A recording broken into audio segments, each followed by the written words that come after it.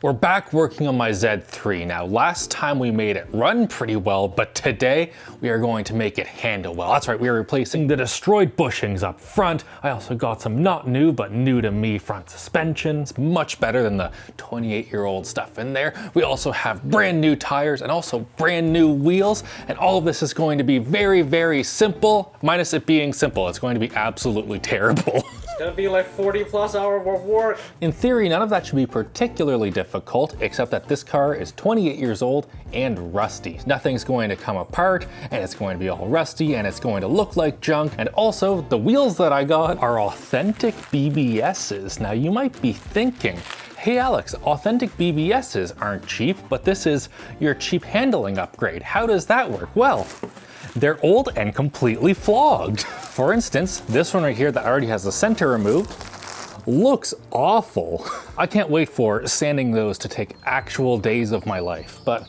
that's a problem for future, Alex. For now, let's have a look at the suspension. The car being old and rusty was immediately a problem. We went to use the jacking points with these nice Power Flex jack pads, and the car just ended up on the ground.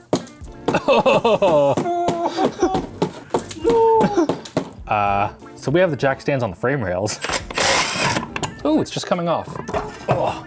Once the wheel is off, just take some penetrant and put it on every single bolt that you're going to have to take off. They're gonna be difficult even if it's a new car, and on this one, it's gonna be terrible. Just a little rod here. Heck yeah, wheel didn't fall off.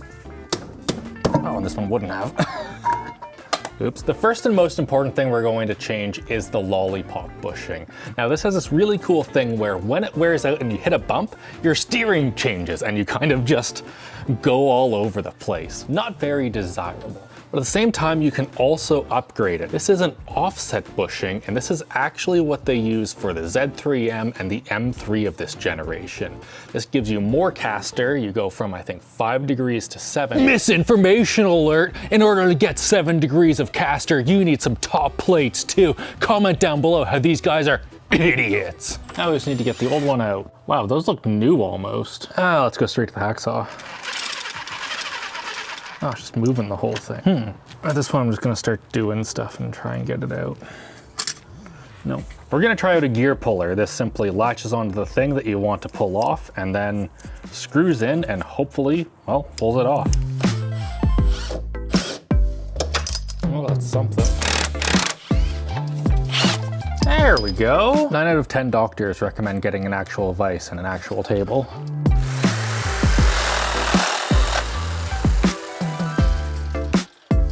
The proper way to get these out is to use an arbor press, but we don't have one of those. So instead you can just cut through the metal bit of the bushing, and then that should give it enough slack that you can whack it out. Just like so. Slowly but surely. Haha, come on. I'm just gonna give the inside a quick sand to get rid of any rust or crap like that. Now I just need to apply some lube. If you don't do this, your bushings will all squeak. Also, in here, there's a whole bunch of tiny little grooves, which PowerFlex says will make it so that you don't have to reapply grease. Although if it gets squeaky, this is the answer. Now this just needs to get pressed in, and the eccentric hole goes over by the stick of the lollipop. Dang it. I went with poly bushings because they're so easy to press in. Aha! Washer on, plastic on, and now for our lollipop. It's being a tiny bit of a butthead, probably because the suspension geometry just changed. Well, the lollipop won't go back in, which kind of makes sense. It is intended to change your suspension geometry.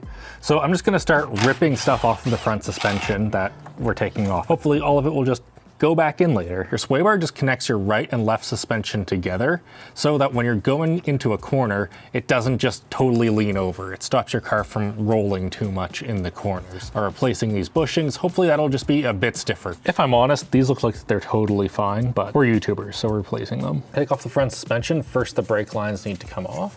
I'm gonna get all of them cracked before I start actually taking them off. Oh dear. Oh, wow. Now just more. Now I'm going to remove the front shock. Very simply for those, you crack all of the bottom bolts, which shockingly did crack. I was pretty concerned about those. And then you remove these ones on the top, and it should just fall out.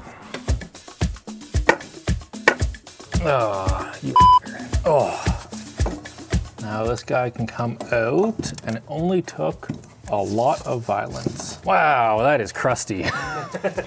The front shocks are getting replaced with OEM plus sort of stuff. These are from A Pro, and I decided to go with them simply because they were $200 Canadian on Marketplace for all 4 of them. Now, even after 28 years, the spring on this is probably perfectly fine. The bit that isn't going to be happy is the damper, which is down in here. That is basically some oil that gets pushed through some tiny holes, and that stops your car from just bouncing up and down a whole bunch. Now, on a lot of cars like Andy's Miata, when your dampers get old and shot, your car bounces all around, although in these, it gets very harsh. So this should be a massive ride quality improvement. And with the suspension removed, I was able to get the little lollipop back in. Yay! Lollipop bolts get torqued to 45 Newton meters. Everything here is super rusty. Ideally, I would replace it, but also ideally, I would replace the entire car. So we are just going to use a bit of a wire wheel, get the rust off, and then use some rust converter to maybe make it last a bit longer. It's like a whole new car. While we were waiting for the paint to dry, I did the driver's side, and for one, lots of spiders. I am very glad that we are not in Australia. 2, this bump stop has no more bump left in it. That is only stop. And 3, and the most terrifying, Oh my god. this spring is broken. It is straight up snapped, and looking at how dirty this is, it's been like that for a while. I'm glad I did not die because of that. And we were hammering in the corner. Yeah, it handled better than every single other car that I've ever owned, so. By the way, if you're buying a used car and it has parts that look like this on it, maybe avoid it. It means that someone might have done a bad job making it not rusty. Well, it's not brand new suspension, but it only has like 1,000 kilometers on it instead of 200,000. Got the driver's side shock all installed. Now we just have to install these PowerFlex anti-roll bar bushings, and we're good to go for the front of the car. Installation is pretty easy. Just lube it up, force it on, and then tighten down the bracket. Oh, all right. That's the front of the car all solved, but before we go on to the rear, I want to have a little look at the wheels. Now, it's not like that I hate these OEM ones, I actually think they look pretty good. But the problem is these are 16 inches. Now, as you saw, the brakes on this are absolutely flogged, but I don't just want to replace them, I want to put on some E46 brakes on this. That's a very simple upgrade and allows me to have much better braking, but the problem is, it will not fit, which is why we are going to some 17-inch rims, specifically these very nice BBS style 42. Now, of course, authentic BBSs in good condition are way out of my price range. These bad condition ones were still $900, but by just simply putting in a bunch of elbow grease, I should be able to roughly triple the value. These are 2-piece wheels, so we're going to be removing the face from the barrel. Step 1 of that is to spray a bunch of penetrant and then wait about 30 minutes. I already did that. And then come in with a breaker bar and just crack all of these bolts loose. In order to do that, you will need an 8mm triple square, which if you have a VW, I'm sure you already have. And if you don't, do a little trip to Princess Auto. You could probably start with the DAC to crack them all, but I just don't trust it. Snapping in a bolt in here would be tragic. To get the center out, just throw down some wood and whack it with a hammer. Yay. Next, we chop off the valve stem. Then you want to get off as much of this crap as you can with some brake clean and a Scotch-Brite pad. Now, very sadly, we only have the bad brake clean. Sadly, they were out of the chlorinated CRC stuff at Canadian Tire, but this acetone-based stuff will work. It just takes a long time. Once your rims are clean, it's time to start sanding. Now, I'm going to come in here starting with 220. Then, once I get all of the big stuff out, go into 400. Finally 1,000, and then finished off with some polish. At least that was the plan. I did that for, I don't know, like 8 hours maybe. Didn't get a rim done, and also, I am not 20 anymore, so I was definitely going to develop RSI. So instead, I have a better idea. Yep, that's about it. This is like day number 3 of doing these stupid wheels. I have 2 of them done, and my main advice, if you want to do this yourself, is don't. It's been awful. I hate it so much. My actual advice is to get a whole whack load of 3M conditioning discs and send it. They strip clear coat faster than 120 grit, but don't require you to do a whole bunch of sanding after to remove the scratches. The only problem is they don't last very long, so make sure to get plenty. It's time to start replacing the rear suspension stuff. So first of all, we need to get this little bit of liner. Yeah, there's the top of the shock right there. Now we can undo the bottom of that. Oh, that was nice. Aha. Well, that was exceptionally easy. Now, before we put our new rear shocks in, I want to replace the top, which hopefully is easy. Come on, do it. There we go. There's the top off. We're doing that because, of course, we want to replace the bushing. I'm replacing the top shock mount on this, not really because it's going to improve the handling or anything. It might, but I strongly doubt it. It's mostly for this strengthening plate right here. Now, from the factory, these shocks only attach on the inside via these little bolts, and they have a little bit of a problem where if you do way too much stuff, these kind of pull their way right through the car. So put a little strengthening plate on top, and that's no longer a problem. Come on, get out of here, you butt. You absolute ass. Come on. There we go. Oh, sick. Another snap spring. Crusty. On the other side, we're going to have to use a spring compressor to get the spring out because it is snapped. Now, my original plan to get this spring out was to drop this entire rear subframe and replace all of the bushings in it, but unfortunately it seems like a really bad idea. To get this bracket that holds the subframe on off, I need to remove some bolts that also require removing the side skirt, which is actively decomposing.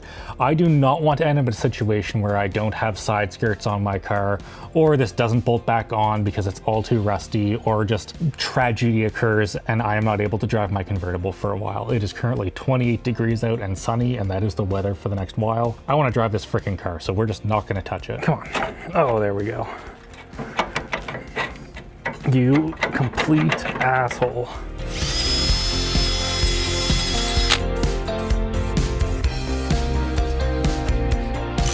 There you go, then you buy the cheapest spring compressor, save yourself 20 bucks, and then 10 minutes later you find out why it's the cheapest spring compressor and it doesn't fit in your f***ing car. Try number 2, where I suspect that the spring compressors won't go in. 3 times. Nope, this is try number 1. I don't know what you're talking about, Andy. Or should we go for a second time? There we go. Yeah, only took twice. Nope, that was first try.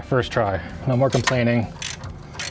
I didn't complain ever. Everyone's always very happy whenever they work on cars. Now they're part of the suspension. Yeah, this is part of the car now. Nope, Andy, don't film. I said that I wasn't gonna complain again, and I'm sticking to my word. Oh, you. Oh my God. If you like Alex struggling, hit like. Shock can go back in. There we go. Will you stay? No, you're not gonna stay, are you? Torque's back? Torque's back's a DAC and a half. Jacked up the suspension arm and added way too much blue Loctite, and now this is good to go in. And torque is back. There we go.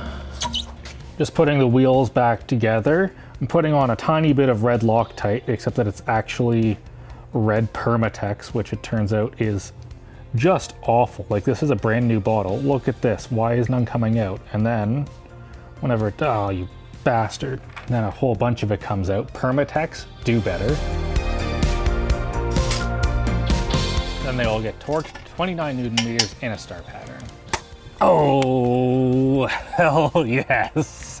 For tires, I went with Nitto NT555 G2s. These are summer ultra high performances that should give me excellent handling. And of course, I got them on Facebook Marketplace after lowballing a guy. I did quite like the factory fitment, but it turns out that I quite like the factory fitment with broken springs. There's quite a bit of a gap here, so maybe we'll have to get some coilovers in the future to bring that down a bit. I guess also, Andy, we know that it's fine if the springs are broken. We can just cut them. No. No, let's go take it on a drive. Yeah, let's do that. Send it! All right, tight corner. Oh, wow. Yes. There is so much traction. There is so much more turn-in from those summer tires. Oh my God, it feels great. And we're going over some bumps right now, and it is going straight. Amazing. And all the little bump feels like it's rounded now. It's not a harsh bump anymore. And there was this thing before where like you'd hit a bump and it felt like your eyes defocused or you had a huge FPS drop. Like you just didn't know what was happening for a couple seconds. Now it's like, it goes straight. And how much money you spent? Okay, it was maybe like $1,500, something like that.